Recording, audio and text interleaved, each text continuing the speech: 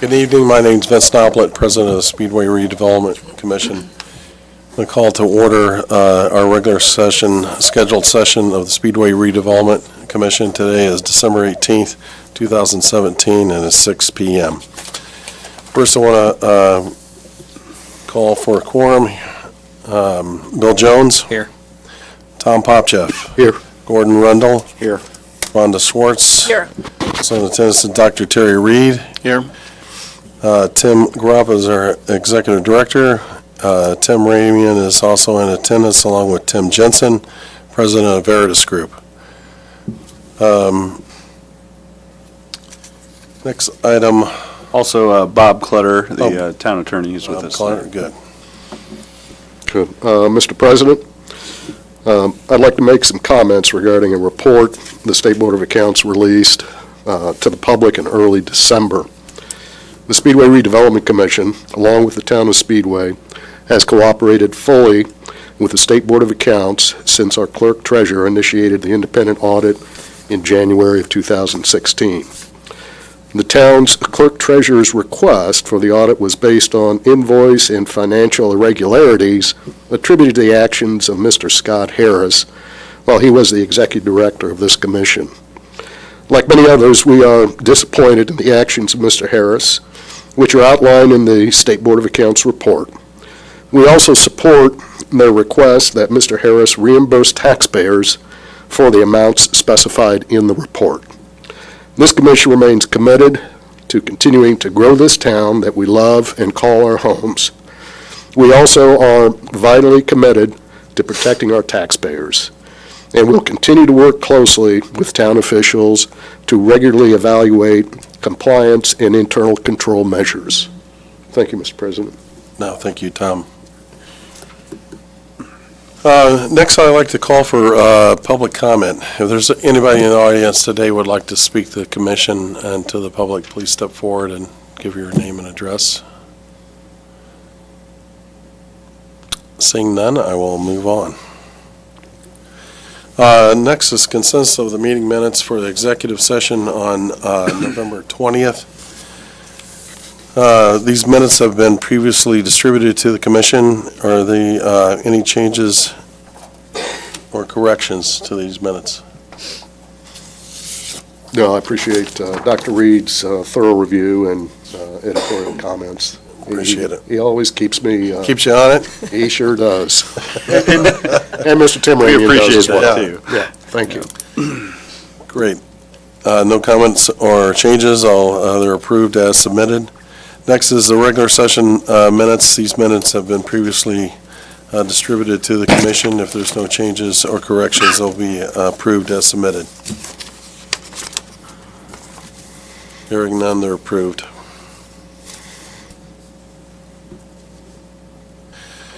Next on the agenda is the approval of claims and expenses. These claims have been submitted to be reviewed by the commission. Do you have any comment on those, Tim? Two, it was just brought to my attention that there's a expense, Klein Peter, I crossed it out. Klein Peter Consulting Group LLC for an income survey for $1,500. We want to remove that. That is actually a town expense, not an SRC expense. As far as the claims, the legal bills are significantly higher this year for this month for Bose McKinney. It's actually 2 months worth of bills from them, and it was towards the closing of the Wilshaw project, so there was a lot of last minute, not last minute, but finishing up all the final documents, and there's a lot of documents associated with that, parking agreements and transfers and everything else. So there was a lot of activity was involved, which is why those are so high this time. So because they had to resubmit it, they had to do their plans over again and resubmit them to downtown Indianapolis for approval? Yeah, and I believe Mr. Jensen will give us an update on where we're at in that process. But yeah, we basically had to go through the ILP process again. We renegotiated the EDA here at the end, which we approved a while back, which helped took out some of the expense for this SRC and helped us function moving forward. But then you have all the additional documents that go with that. Like I mentioned, parking agreements, covenants and restrictions, and different aspects like that. So you had to go through all those and negotiate all the terms and details of all those agreements, which takes quite a bit of time and multiple lawyers. So that's why these expenses are higher. We don't anticipate the last big step in this from our aspect is we have not closed on the bond yet. So finalizing the bond and closing that out, and then the intent is hopefully in the closing to get as much of those legal fees back out of the bond closing as possible, reimburse the SRC.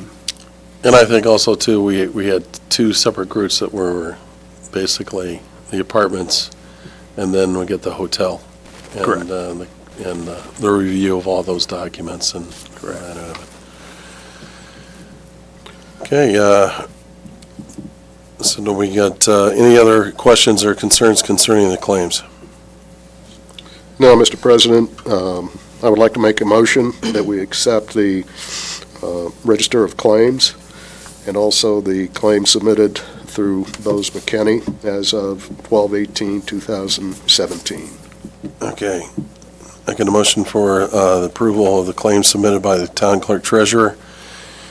Do I have a second? I'll second the motion. Okay, Rhonda. Any other discussion? Hearing none, we'll go ahead and call for a vote. All those in favor? Aye. Aye. All those opposed? Motion carries 5-0. And I just want to make sure that the public understands the SRC's claim procedures and what we go through and looking at, from a contractual standpoint, entering into a contract, and then also invoices that are to be paid, and then the check writing. Could you summarize that for the Yeah. public? So we always look at two different forms. One are the claims that are not associated to a specific contract that come in, which we talk about, such as the Bose McKinney. They kind of are in that case, but they're separate. The other ones are contractual, your basic everyday bills that we have. So IPL bills for our building, citizens bills, salary, things that have already been approved previously that have a contract associated with them. These invoices either come into us via email or go directly to the clerk treasurer's office. Everything is tied to a contract that we have or an agreement that's been put in place and approved by the SRC and is processed through the clerk treasurer's office. He generates these reports that we get every month, and then that's what we bring to the SRC. We're able to explain any of these that we might have. You'll also notice on there that it tells what account. We have two accounts. We have our operating account and our TIF allocation account. So some of the expenses we approved tonight, we took out a TIF for the parking lots on the downtown. So once you approve this, you get this signed, and I actually slide it into the clerk treasurer's office, where he will then approve and write all the checks. We do none of the check writing internally. We do none of the bill processing. Everything goes to the clerk treasurer's. He makes sure that there's a contract associated with it or an agreement, and that it has been approved previously. We make sure that the work has been done. We verify that any of the work has been done before we pay any of these bills, and they get processed. This SRC sees all those, approves it, and then we send it back to the clerk treasurer, and they handle it from there. Good, thank you, Tim.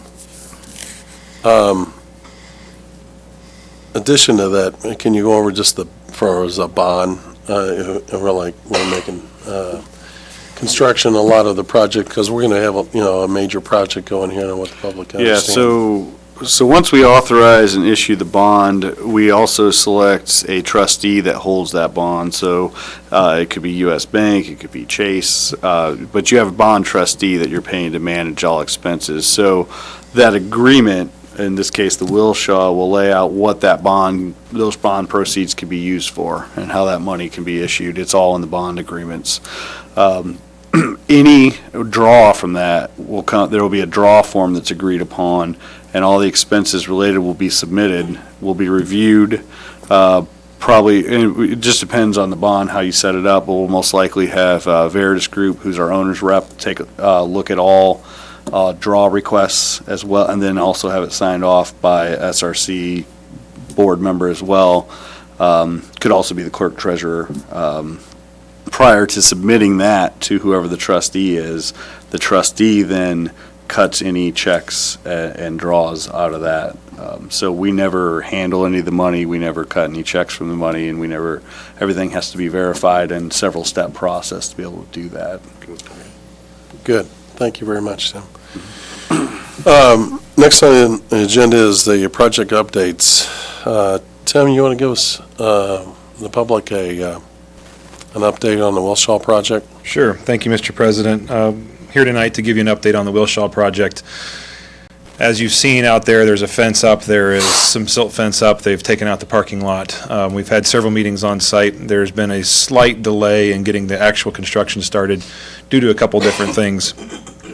Primarily, there are two things. One was the tree issue. There is a heritage tree issue on the site, which just means a tree of a certain age has to be replaced by so many other trees somewhere in the town of Speedway, which that was resolved today, this afternoon, by the city of Indianapolis and by Mr. Gropp in his office. So that's done. And then the other piece was the outstanding ILP, or improvement location permit, by the city of Indianapolis.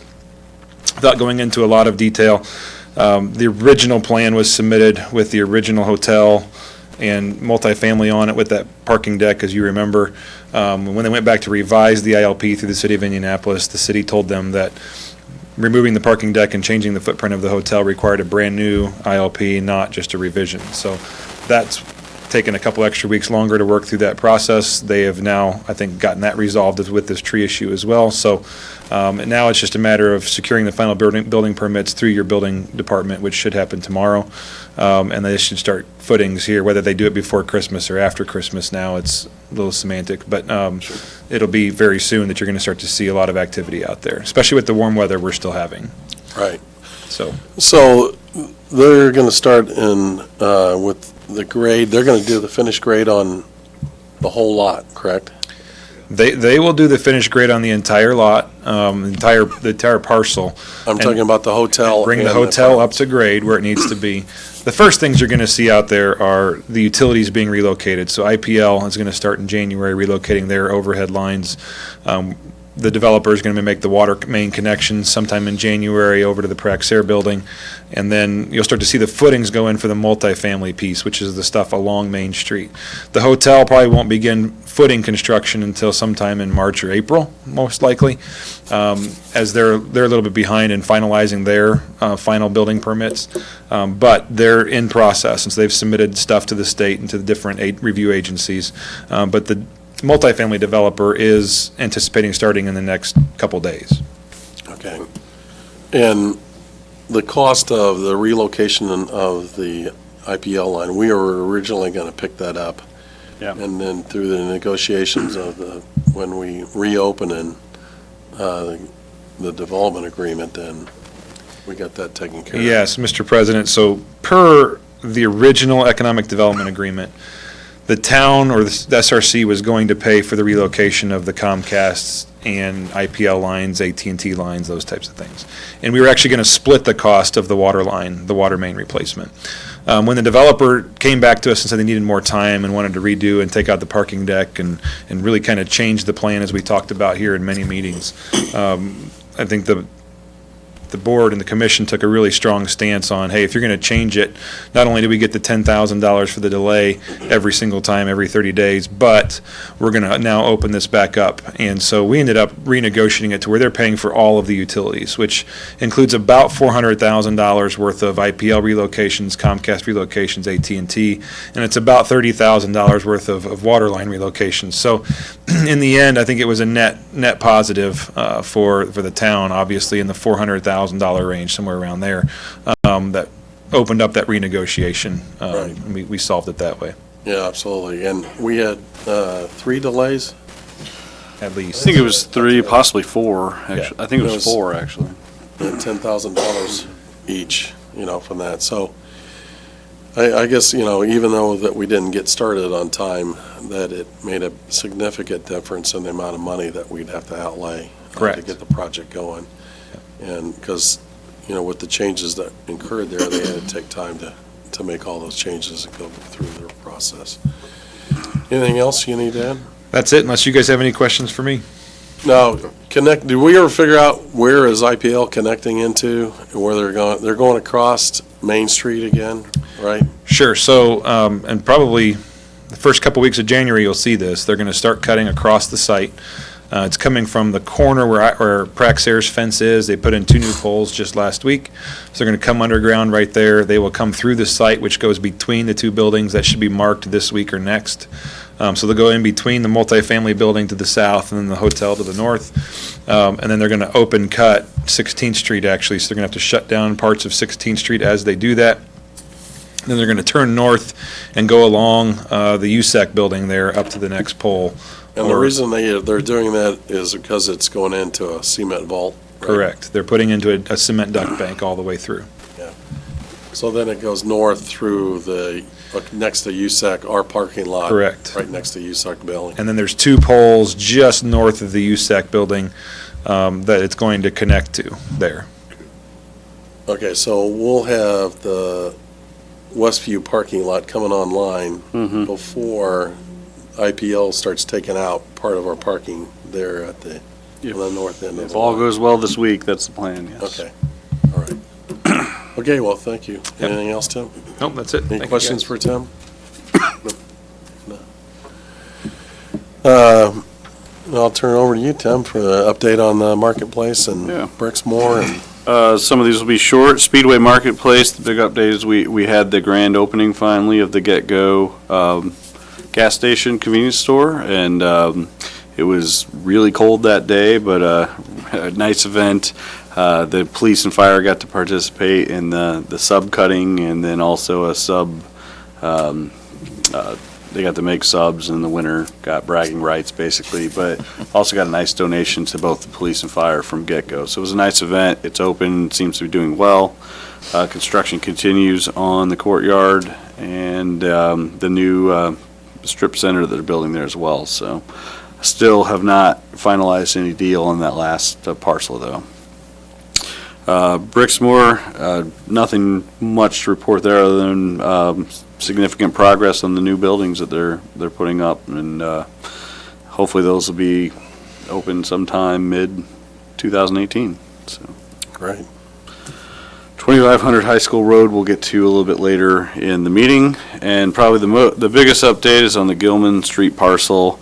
They're just about complete. They have just a few more things to move off-site of removing the dirt pile that is on our Gilman Street parcel, which is about 2.7 acres directly behind the Delara plant. They also went through and cleared the tree line on the eastern edge of the property. Some of that was at a partnership agreement between Praxair and the town. There happens to be a system that Praxair uses over there that kept getting clogged because the debris from the trees would fall into it. So they asked if we could work with them to remove those, and we got that done. So that parcel is completely cleaned up now. We are going to install silt fence since we did disturb the property. So we anticipate either selling this property in the next hopefully quarter or so. So we don't want to do too much on there, but because we did disturb the land, we need to. We looked at both options of either spraying straw down and seeding it or putting up a silt fence. And with the goal of being more of a short-term hold for us, we decided to go with the silt fence. It's significantly cheaper, but we'll do the same thing. So that should be going up hopefully this week. It'll only be where we actually disturb. We'll leave the western part open. So that'll finish that up. Well, just to remind everybody that that dirt that was originally, we got bids on that for how much? The bids ranged anywhere from $250,000 to $350,000, and we actually came in. We signed a contract with Ray's Demolition not to exceed $175,000. Part of that was when we brought in the trails, that we said we'd haul dirt out to Crawfordsville Road. They kind of recalculated, and it was a lot of loads. I don't know what the final total was, but What was the last count that you remember? I think we were 1,500 to 1,700 loads. 1,700 loads Of dirt. of double axle, triaxle. And I don't have the final number, but we came in about 100, let's say 140,000. So we came in under budget. So we went from, 300,000 to about 140,000. So that turned out pretty well for us. And did a nice job. Excellent job. Well, just to remind everybody where all that dirt came from was when we did the sewer separation down Main Street. We had to remove a lot of dirt to make room for the additional storm lines that would go through there. So the wastewater lines were down below and the two storm lines were up on top. So also is when we moved the sanitation line off of, coming off of 16th and Georgetown, and we connected down by Praxair. Kind of went through our development area and down there, so there was a lot of dirt being removed at that. Should be noted, we used quite a bit along Crawfordsville along the trail, which was nice, and then all the concrete and debris were hauled off to the landfill, but there was still a lot of just cleaner dirt that was moved down to our other pile, which is down at our wastewater treatment plant. So we've had a few people reach out to us about acquiring some of that dirt, and we're more than willing to work with anyone who needs some fill dirt. Just give us a call and we'll arrange. Now that it's down at the wastewater, there's gating and everything. It's not as easy access, so we have to work with you to coordinate that, but we have plenty. So. Well, I thought we were going to make that Speedway toboggan run. I don't know if we're ever getting snow again. I got one other question on the Speedway Marketplace. The strip building that's put up right now, is there tenants? They have not announced anything at this time. They're still finalizing contracts. Okay, and then, so when will the AV be assessed for that marketplace area? It depends. So the first, let's see, the Burger King and I believe the first strip center with The Starbucks? Starbucks and everything will come online in 2018. D1 Sports and Get-Go will be on 19. I believe they'll be assessed 18, pay 19. And then Courtyard will most likely finish up next year along with this additional strip center. So those would probably be 19, pay 20. So Okay. you're always a year behind. So whenever you complete it, they assess it the next year, then you pay beyond that. Okay. So. Good. Anything else? Not at this time. Okay. Any questions for Tim? Hearing none, we're going to move on. Next is Resolution 2017-14, a resolution of the Town of Speedway Redevelopment Commission amending the declaratory resolution for the Consolidated Redevelopment Area Number 1 and matters related to. So, All right. you want to bring us up to speed on that? Yeah, I'm gonna bore you to death with a lot of technical talk here. Go for it.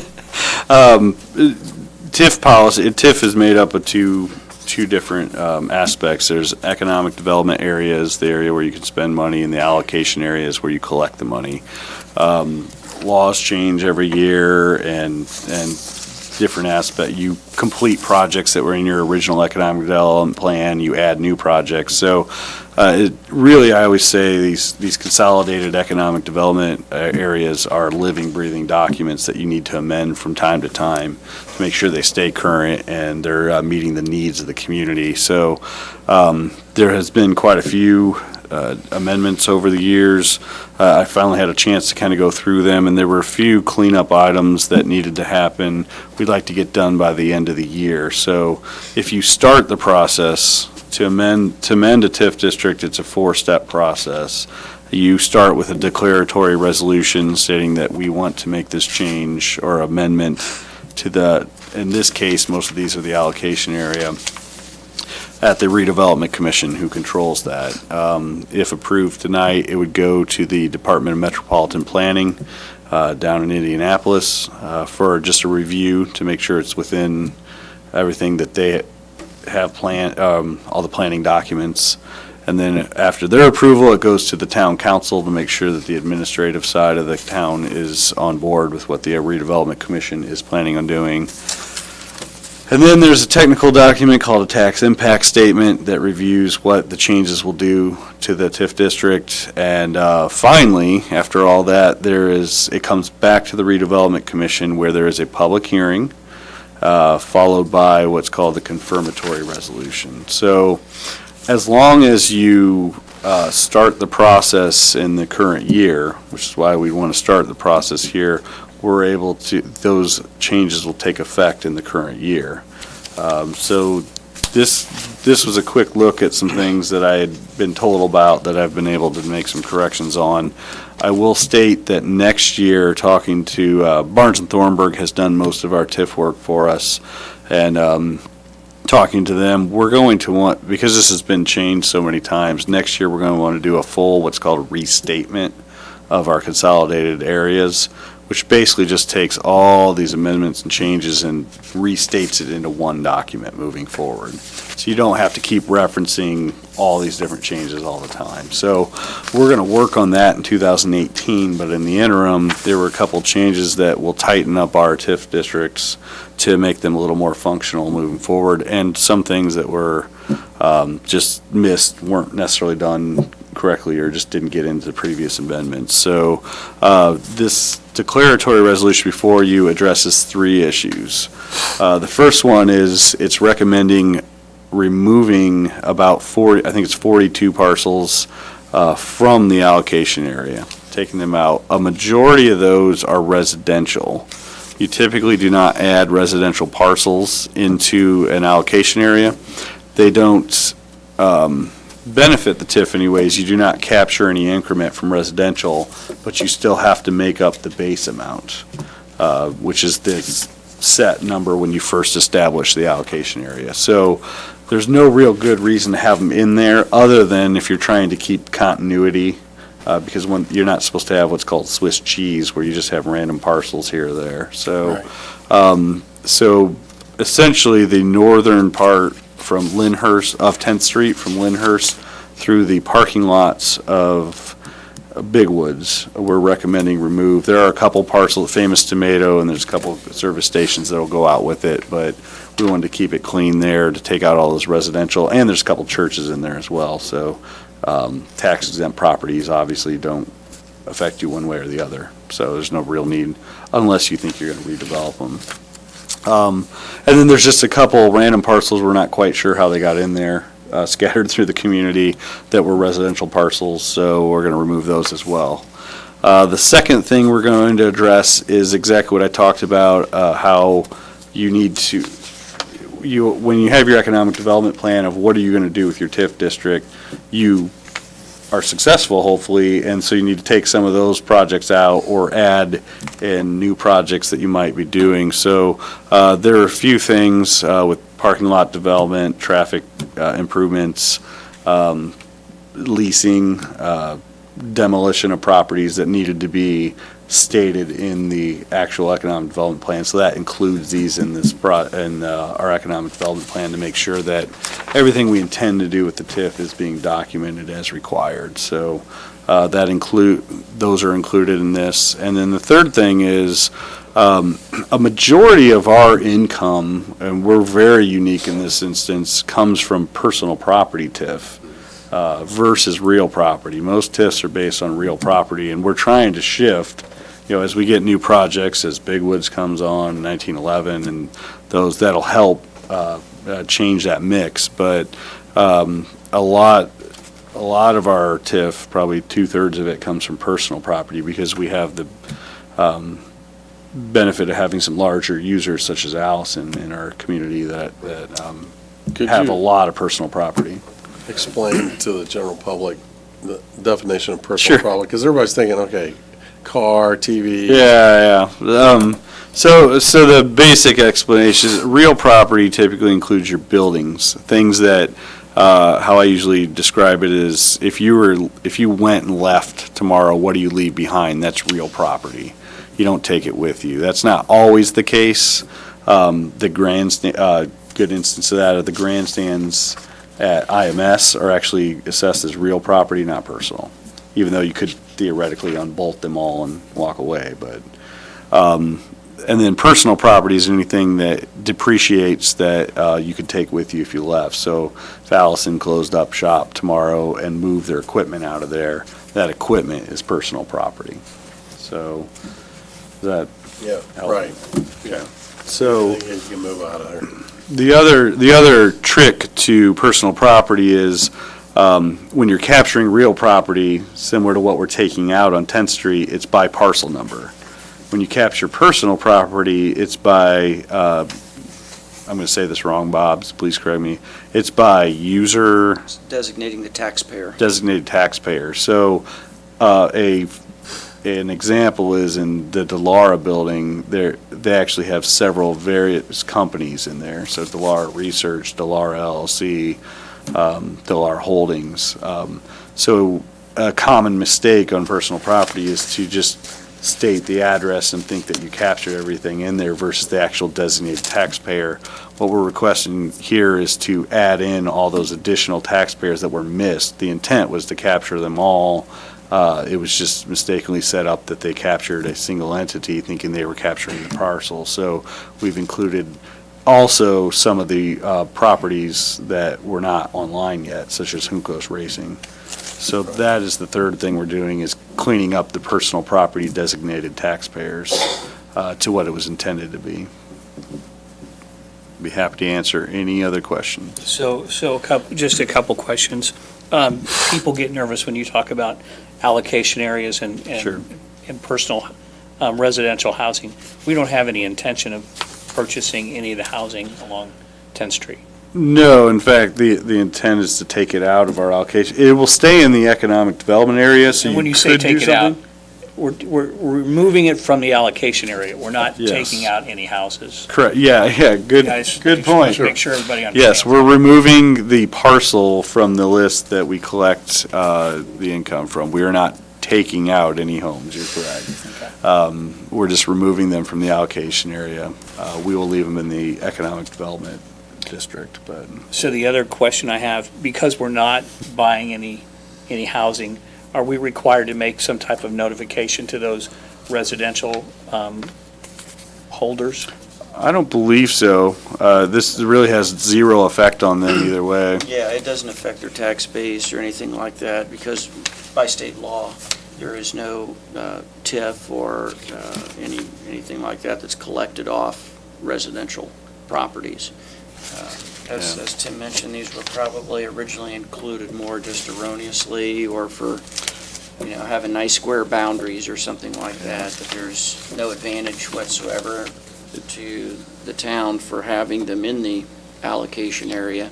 And by the same token, there's no effect whatsoever on the homeowner, whether Okay. they're in or out of the allocation area. I just want to be sure that everybody's clear of that. There's no effect on the homeowner, so. None Just whatsoever. wanted to be, You're, I know we got there were 3 new houses put in that the redevelopment commission worked with. yeah, and that was one of the triggers was we're obviously not going to redevelop that area, so there's no need for those to be in there. In fact, a lot of communities are doing exactly what we're doing. There was actually a TIF law change a few years back. Residential didn't used to affect you either way or not. It just kind of was not there. When they made the change, it said, well, if the residential affects your base, a lot of communities went back and said, whoa, then we don't want that in there. Right. It's not good for us, so you're seeing a lot of people amend parcels that just, if you don't think it's going to redevelop or it's got a negative assessment, you generally take it out. Right. So. Tim, is that the case with parcels 37, 38, 49, and 40, which are surface parking for? Yeah, so basically we had parcels in there, the houses got demoed, so we lost that assessment, that base, and became parking lots. So those actually have a negative effect on our overall TIF district because we lost assessed value in that case. Okay. And those are going to stay parking lots, so, going back to those are going to stay what they are, so there's no sense to have them in there. Well, Mr. President, I would like to make a motion to accept resolution number 2017-14 of the Town of Speedway Redevelopment Commission amending the declaratory resolution for the Consolidated Redevelopment Area Number 1 and matters related thereto. Okay. And, Before we progress any further with that, there is a couple clarifications that I'd like to make to the resolution. The fourth whereas on the first page talks about some specific properties as designating them that we hadn't originally listed. I would like to add some properties to that list. Also on number 13 is the same listing of those properties. So I'd like to add Floyd Racing. I don't know exactly what the legal terminology or how it's listed at 1184 Main Street. Sarah Fisher Racing at 1067 Main Street. Community Family Physicians at 1011 Main Street. OMR at 4755 Gilman. And Big Woods at 1002 Main Street. Those are not listed, and I would amend the resolution to include those properties as well. Sorry to interrupt you. no, It's quite all right. Okay, I've got a motion, And I'll go ahead and second the motion with the With the corrections. corrections I added. so I got a motion and a second. Does that follow the proper procedure, Mr. Clutter? It does. All right. All right. I've got a motion and a second for resolution 2017-14. Got a motion and a second. Is there any other discussion on that motion? Hearing none, I'm going to call for a vote. All those in favor signify by aye. Aye. Aye. All those opposed?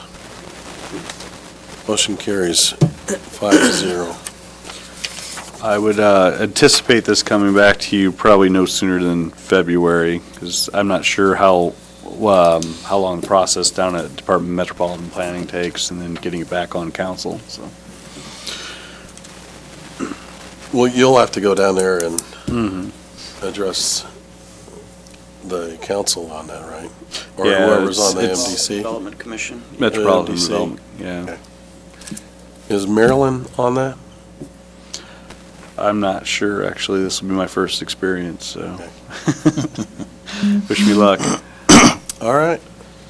Let's move on to new business. First off is consideration of 2018 independent contractors agreement of the executive assistant. You have in front of you the contract for the executive assistant. Tim, you want to give us a Yeah, so this is an annual renewal of the contract for the executive assistant, Tim Ramian in this case. Not really any changes other than one. We took some of the reported expenses, mileage in particular, and decided to just put a monthly stipend. There's a lot of small trips back and forth here and there and around town, and it was kind of a burdensome process. So we looked at the average over the course of at least a year, 2 years, 1 year, and just made a stipend that way.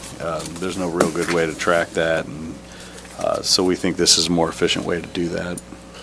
Yeah, I mean, we've got Tim running all over the 5 square miles with checking on parking lots, checking on contractors, Fighting in the moving evening. stuff around. Yeah. So, yeah, he definitely aids. I mean, the commission needs, or really, the town needs to have a car that those individuals that are making trips down to Main Street or out checking on 2500, instead of, taking personal property out there and subjecting it from whatever, but that's. I'd that's for definitely the like to look council. into a pool car in the future, so we'll talk to council about that. Bob, have you had a chance to review the contract, I have. and any thoughts on it? I had a couple minor revisions that I believe Tim's incorporated. And Yeah, the version you have includes Mr. Clutter's revisions, Okay. the final version. Nothing else changed off that. It was mostly just wording. So I take it, Tim, you're in agreement with the contract? Yes, I am. Okay. Okay, is there any other discussion concerning the independent contractors agreement? I'll call for a motion. I'll move we approve the independent contractor agreement with Executive Assistant Tim Ramian. Okay, do I have a second? I'll second the motion. Is there any other comments or discussion concerning the contractors agreement? Hearing none, I'm going to call for a vote. All those in favor signify by aye. Aye.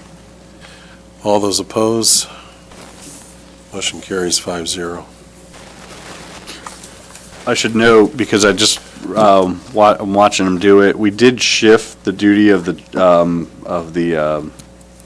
secretary to have Tim take the minutes for all the economic development boards, so Economic Development Commission, SRC, RDA, so the secretary position became a little easier, so. That just, Yes, it I mean, certainly you just did. made a lot of people happy. Exactly, so don't be scared of it anymore. so. But yeah, that was one change I Tom, you did a forgot. great job. Oh, thank you. I mean, Thank you. I appreciate that vote of confidence, but I know Tim will do an excellent job.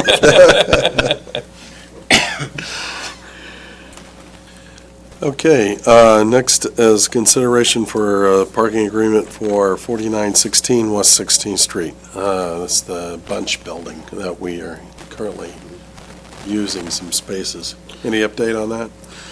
I keep missing John Bunch. I believe he was in town this past week. I've returned about 3 calls. I've yet to hear from him. He didn't indicate whether there was going to be any significant changes to the proposal that we had provided to him, and that was $4,800 a year for the use of those 24 parking spaces. Okay. So I hope I'll And- continue to get in touch with him. Yeah, we need to renew this, and I think our big change was to make it a 2-year agreement. Correct. And then renewal options. We use this as overflow for Wilcox Environmental, so we need these spots.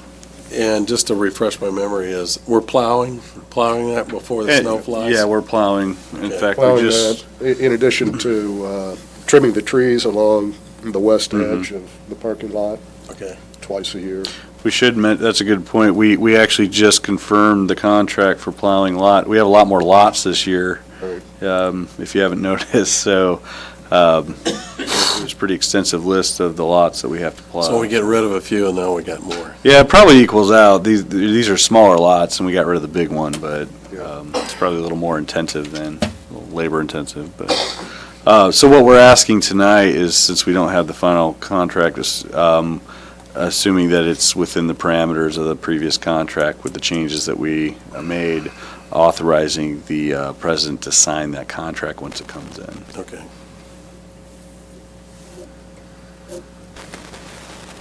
Well, let's go ahead and get that out of the way then. You have a motion? Yeah, I'd like to make a motion that we allow the president to sign the consideration of the parking agreement for 4916 West 16th Street. Okay, making a motion, is there a second? I'll second the motion. Okay, is there any discussion over the parking agreement at 4916 West 16th Street? If there's a significant variance, we'll bring it back. Sure. Okay. If there's no other discussion, then I'm going to call for a vote. All those in favor? Aye. All those opposed? Motion carries 5-0. I thought I'd take this opportunity to have the commission thank Conkle Funeral Home for allowing the public to park there along their east side. And she's doing it at gratis, for the town. And she realized that we had a lot of things going on Main Street before the parking lot, and I just want to thank her publicly for allowing us to do that. I'll clarify that permitted business parking, not Yeah. public. Oh, yeah, permanent business. And they're actually parking there. They're They're using using it it, properly. which is great. And then give an update on Ed's, just to reaffirm. So, yeah, Ed Carpenter allowed us to use his lot on the north end of their property through the end of the year. Ed Carpenter Racing will be moving out, and their lease is up December 31st. They allowed us to use 30 spots on that side, and that helped us as we were purchasing 1330 Main and getting that lot ready for to move everybody over. That was definitely beneficial. So, just a reminder that lot ends, but we really appreciate they. Again, no charge, just did it to benefit the community, and we really appreciated that. That helped us in a pickle when everything was hitting all at once, and we were really running around trying to figure out where we're going to put everybody, so that made a huge difference for Yeah. us. I mean, the Redevelopment Commission has made a significant investment into parking, in addition to the spots that will be coming online inside the Wilshire. So how much have we spent at this point in time? I know we've got it resurfaced now, the Yeah. old Bizarre lot. If you include the purchase of 1330 Main, the demolition of all the properties and the paving, we're right near $500,000 of investment for parking. So it is a significant amount of money. Now, there. some of those are strategic, those 1330 Main strategic, for redevelopment in the future as well, but yeah, it's about 500,000. I was surprised how just the removing of the old gas station at 14th and Main, what a difference that made Huge difference. in that lot. And then, again, we haven't purchased Ted's. That was purchased by, you know who actually purchased that one? A partnership between Hagman Group and Rebar Development, I believe. And they're doing their environmental testing, tying all that up. So. Good. Okay. Next is the authorization to release an RFP for 4300 West 10th Street, the Gilman parcels. There's not a formal action on this. I just wanted to gain SRC approval. We're still waiting to hear back on the option for that property, but if the option is passed upon, I believe the last day they have to let us know is January 14th. I'm anticipating no sooner than that, that we could draft and with approval from the SRC, put out that RFP sooner than later. There's actually quite a bit of interest on that parcel that everybody is asking, where are we at on the option, and then when's the RFP, because that process takes time. Right. So we don't want to have to delay that any longer than we have to. So we're just asking for approval from the SRC to say, hey, when you hear one way or the other, go ahead and put the RFP out. We'll make sure that the SRC has input and review of the RFP prior to that, so. And that option was in the original purchase agreement for Delara. Yeah, RGE Real Estate, which is a partnership between Indy Racing Experience and Delara. Right. So, because, what generated or precipitated again was the interest in that lot, which triggered the option to take place. And of course, they have first option on it. And I think it has always been up in the air of how much more ground that if they wanted to expand to the east was the only way that they could expand. And is it 2.7 acres It's about 2.7 acres, yes. in that area? But it looks a lot bigger now. It does. From that end of it. It's way bigger. So,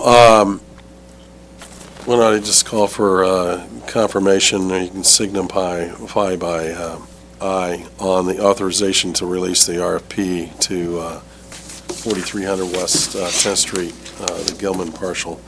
All those in favor? Aye. All those opposed?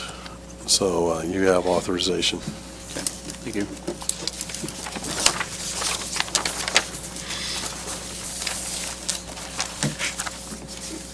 Next on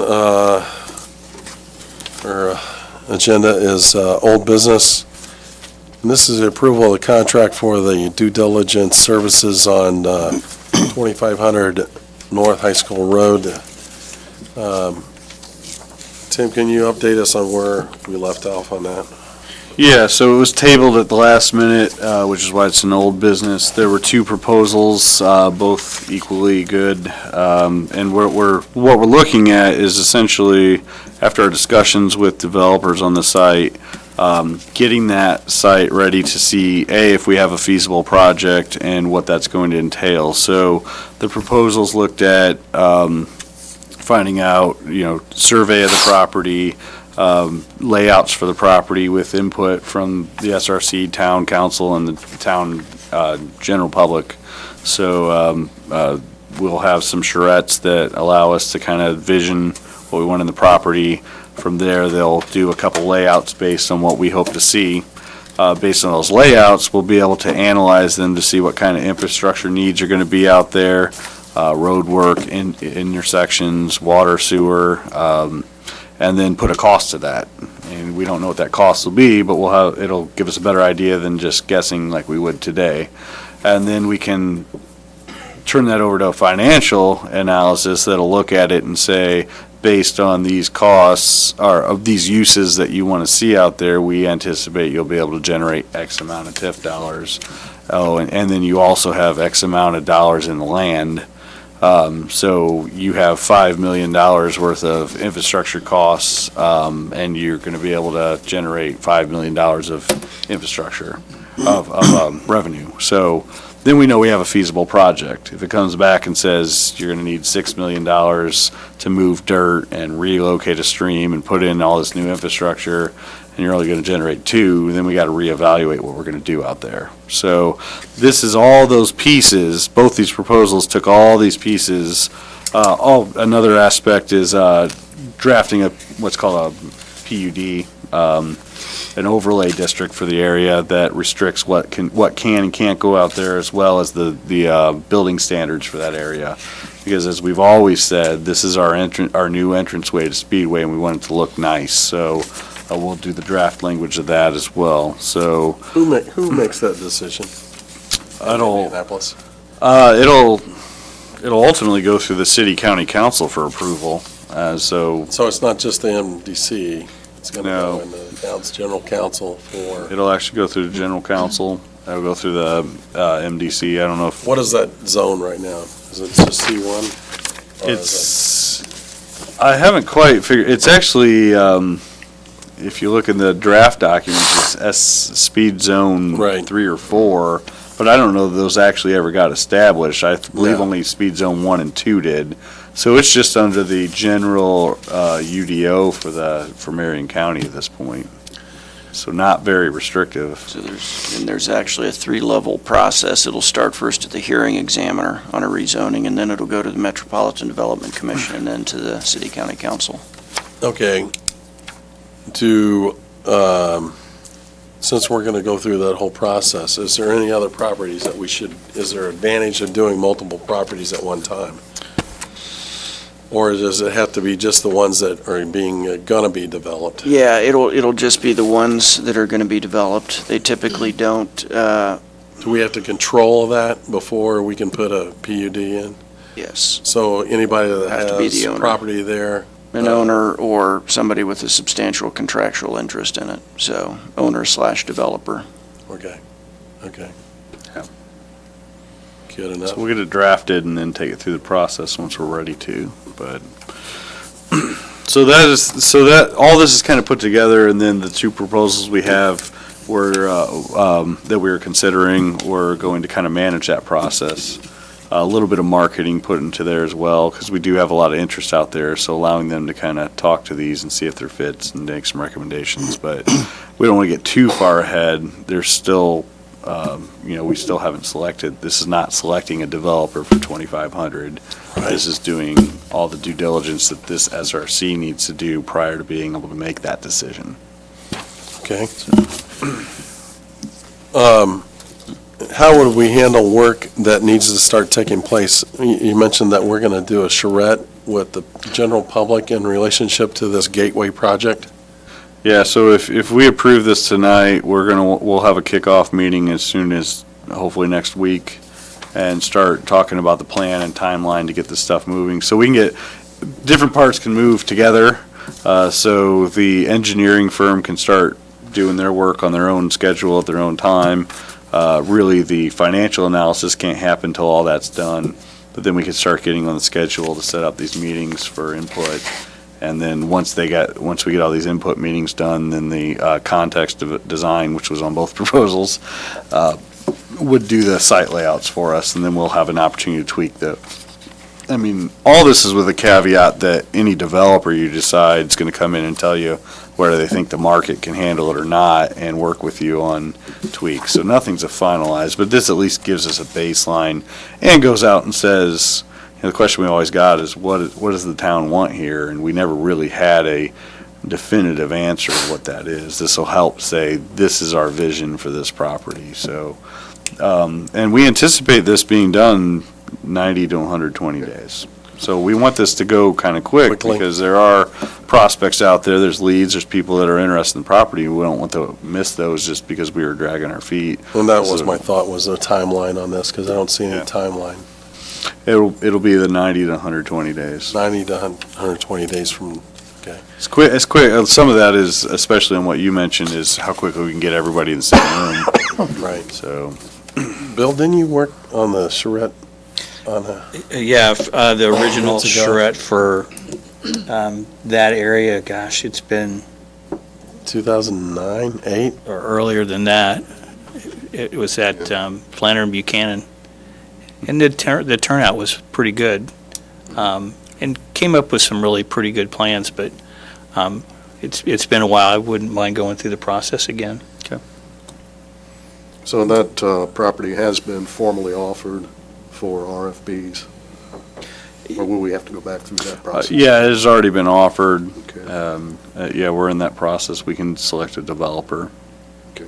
when needed, hopefully sooner than later. So if we add to that property through purchasing, or the developer purchase another, do we have to RFP that, or is that a Bob question? I'm sorry, I missed the first I mean, part of that. that property's already been RFP'd, the 25 acres. But there's several distressed properties that are still on there. So if those properties are added to that development, do we have to RFP that whole I don't thing? think you'd have to technically, I mean, not to comply with state statute, certainly, but I think, depending upon what the overall thought process is in terms of what you want to do with them, and then the size of the distressed properties, where are they located, and what impact they would have, it might not be a bad idea to Go back out. send another one out, or at least ask the ones that had previously submitted to do an amendment to include those properties. Gotcha. Okay. All right. Okay, given then, I guess I'll entertain a motion for that. Mr. President, I'd like to make a motion to approve the contract for due diligence services on 2500 North High School Road, submitted by Rebar Companies LLC. Okay. Did you have a discussion or any comments? Okay, so I got a motion for the development services. Is there a second? I'll second the motion. Okay, I got a second on it. Next would be discussion of, their proposal. And mean, you guys- Cost comparisons between the two submitters. They were two, I mean, it's similar of two proposals that I've ever seen. So the one for Veritas was not to exceed 100,000. This one's not to exceed 97,500. Okay. So, yeah. You know, I think, you know, we've been sitting on this property for a long time, and, you know, we had a big box come in and give this town an LOI for that location of the box that was a secret that everybody and their brother knew. And I think that it's going to take some work to make sure that we get the development that everybody in the town can be proud of, given the fact that this is the gateway into our community. So anybody coming off of 465, turning into Speedway, will definitely see this development. Anybody coming off over 74 going north on 465 will see it, and you can definitely see it when you're going north on 465 and looking down there. So all those things have to be considered, and I would like to definitely see this thing expedited in a way that we can evaluate a lot of different proposals and put a lot of people looking at it in a concentrated manner to come up with something that, it's a challenging property. We got a stream running through it. We got a cell tower in the front.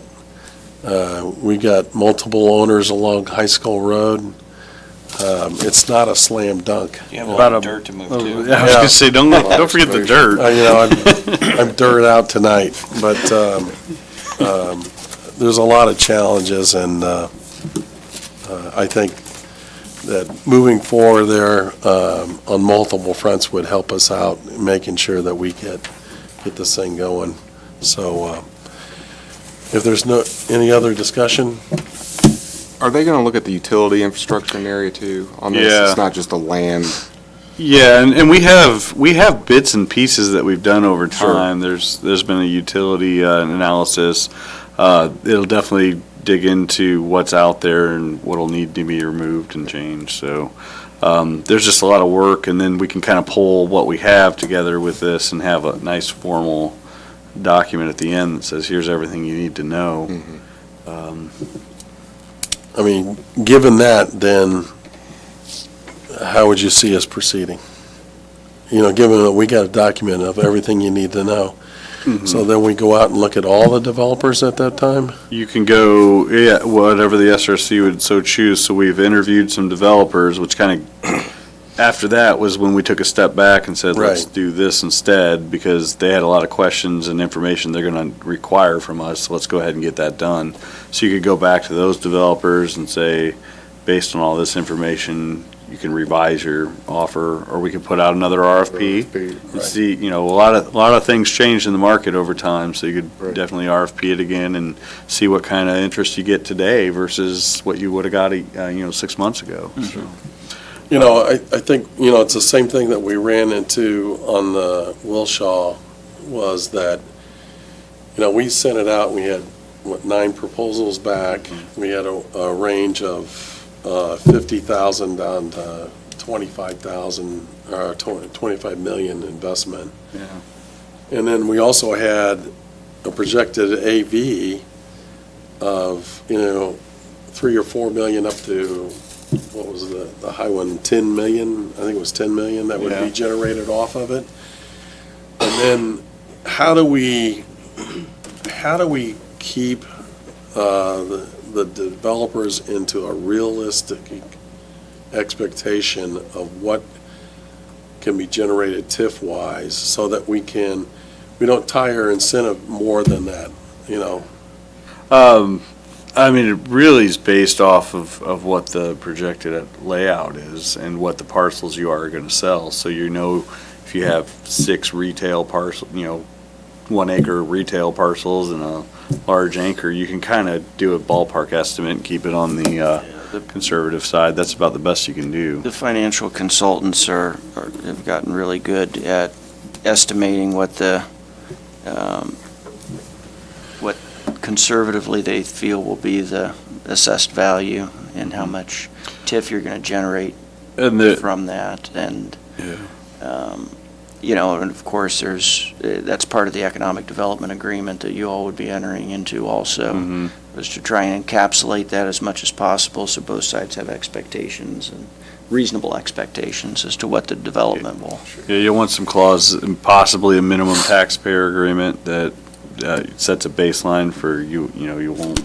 Also, restrictions on what they can do reassessments at, so you won't appeal your assessment to a degree. Yeah, we just talked about this, the Redevelopment Association of Indiana, with all that's going on with the dark box assessments. Very important, particularly if you go to a single-user dark box. I don't want to cast aspersions at any particular ones, but there have been a lot of appeals through the Indiana Board of Tax Review recently about the dark box assessments, and granted, there's some legislative changes that are keeping up with that, but that would be an important part of any economic development agreement also, I would say. The really, you asked what dark box was. There's a few cases that have started the trend, but basically said, you assessed me a Myers. No, it was a Walmart, wasn't it? Well, I think the ones right now there's a couple of them with Myers, for instance, essentially they build a brand-new Myers store, and then there's, on the other side of town, there's one that's closed, and of course, the municipality believes that the assessment should be what the value of the new store was, whether it was construction costs or value and use costs. And in those appeals, will say, well, no, our true assessed value is the same as the one across town that's vacant, or some conglomeration thereof. And so that's what's been working its way through the court systems and various property tax boards of appeal. And the scary part is it's starting to balloon. So it started as these dark box at Kohl's. Kohl's was the first one. Kohl's was the first one. Meijer, up in Walmart, Kokomo. and now it's getting into CVS, Walgreens, and there's nothing stopping it from going into industrial. And well, my That's the plant's being natural. assessed as this active plant, and that vacant one over there is being assessed differently, and I want to be like that one. So Exact same theory. the scary part is if you win that, you actually will have to pay them back, which is what has towns, communities across the state terrified, is you could all of a sudden say, well, I won this appeal case, and you overassessed me all these years, so you owe me a big old check. And then all of a sudden, we have all these bonds out and everything else. Marion It's County. a major issue that the legislators are very aware of, and all of the economic development groups in city, AIM, Association of Indiana Municipalities, Redevelopment Association of Indiana, Indiana Economic Development Association are all very aware of and lobbying really hard for, because it could have devastating effects, especially on smaller communities. So can you write the EDA such that you work around that? To a degree. Yes, you can put in there that they covenant that they can only appeal their property tax assessment as to certain errors. If they classified it as this and it was really that, but not as to the value and use or comparing it to another property. So a lot, just like you just recently said, though, a lot of our AV is coming from personal property. How does that affect? Personal property doesn't really get affected by that, other than personal property in Indiana is self-reported. And if you watch some of the legislative positioning, there's a lot of people that believe personal property's antiquated and puts us at a business disadvantage. There's certain groups that would like to see personal property taxes go away. There'd have to be some kind of replacement. We would be in bad shape. Yeah, but for personal property, they use the actual acquisition cost. So if you're going and buying a new press, Right. and it costs you $5 million, and that's what you report. Yeah. Unlike, which I there's a lot of assessors that believe the same should apply to real property. So if it costs you $10 million to build your store, then that's what it should be worth. But some of these large retailers are saying, well, no, it's not really what our construction costs were. It's more based upon what that store down the street that's been there for 30 years, what they're assessed at. They failed to factor in the fact that your store that's active, people are driving on our roads, police and fire, more active. So, they're definitely not assessed the same, but it's a loophole that needs to be closed. But there's obviously a lot of pushback from the other side that wants to see this continue on. So it's not an easy fix as it should be. Okay, I get a motion and a second.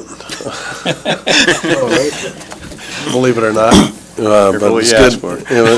It was good discussion. So I'm going to call for a vote on the proposed development agreement, services agreement.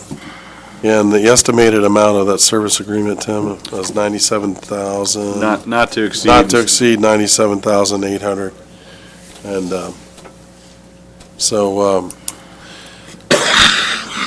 all those in favor of the development service agreement, and that would be with Rebar rebar.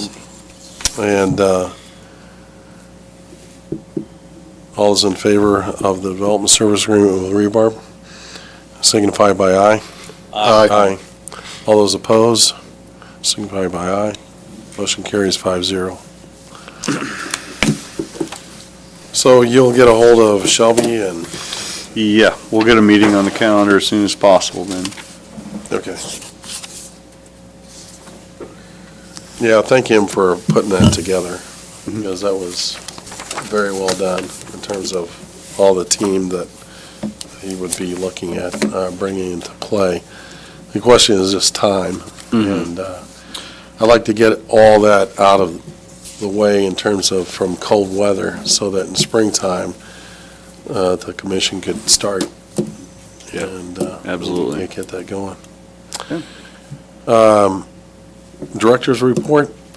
Yeah, just a few updates around town. If you get a chance, swing by 1911 Grill. They've added both a lift, but also a duck pin bowling on the second floor. I haven't had a chance to play it yet, but it looks really nice, so it's a really nice addition anytime we have some new entertainment options, and we appreciate their investment in our community. They've been a really nice partner. We also were able to join Bell Racing Helmets, who we approved a lease with. We got to go down to PRI and do my very first Facebook Live event, announcing them coming along with the Indiana Economic Development Corporation. It was some nice press, especially in the motorsports. People seem really excited that they're coming here. So, What was their incentive, Indiana Development it Corporation? was mostly some workforce training dollars, maybe a few edge tax credits. It's a pretty small ramp up at first, so most coming in right now are workforce training dollars. Right. SEF is the program. 1426 demo and parking, quick update on that. They should complete the demo work tomorrow. I think I mentioned we're going to have to do a little bit of work on the side of the Cook's building to tie it up where we had to separate the two buildings. So I'll work with them on that. So there might be some additional expense on that.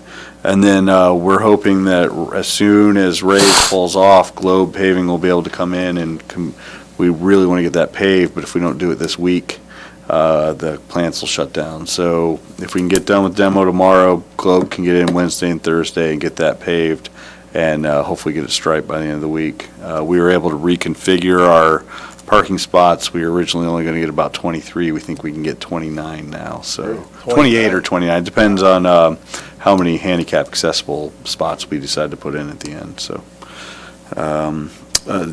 B&O trail letting, I forgot to announce this at our last meeting, but December, I think it was 14th, They did the letting on the B&O trail extension for paving. So that has been awarded and will be done starting in spring of 2018. So we're excited about that. Who got that? You don't know? I think it was Calumet. Calumet. It was an MPO project, so we didn't do Oh, the that's the one, selection. yeah, Calumet got that. That Okay. was it, yeah.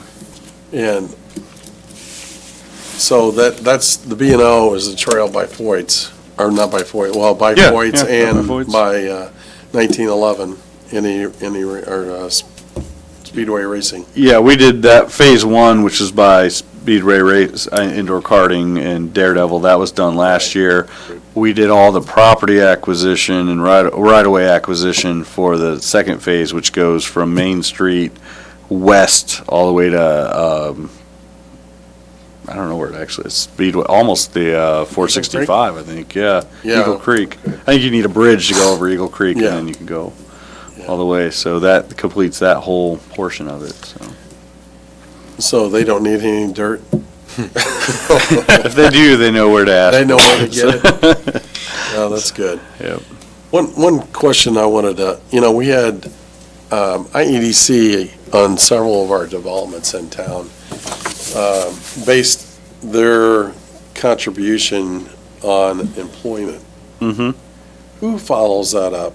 Who verifies that? They're very good at that Are they? because it almost works the exact opposite ways, locals to the state. So from a local standpoint, you want to almost always go a little bit lower because you want to make sure you hit your numbers.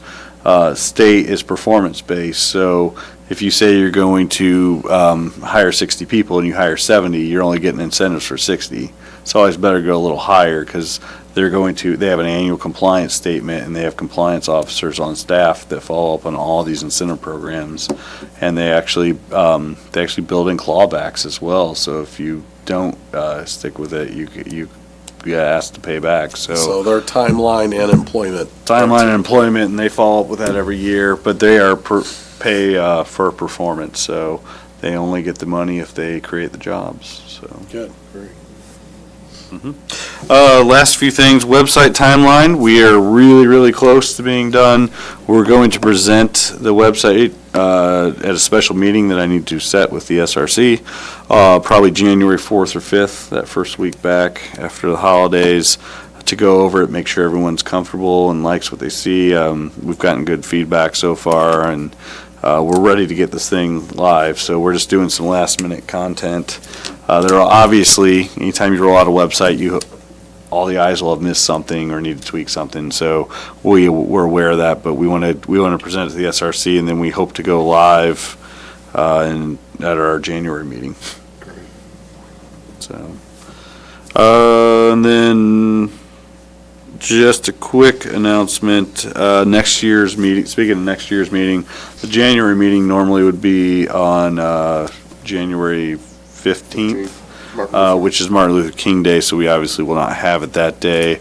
It appeared that it'd work out best for everyone if we moved it to Monday, January 22nd at 5:30, which is prior to the town council meeting that day. So I just want to make that note.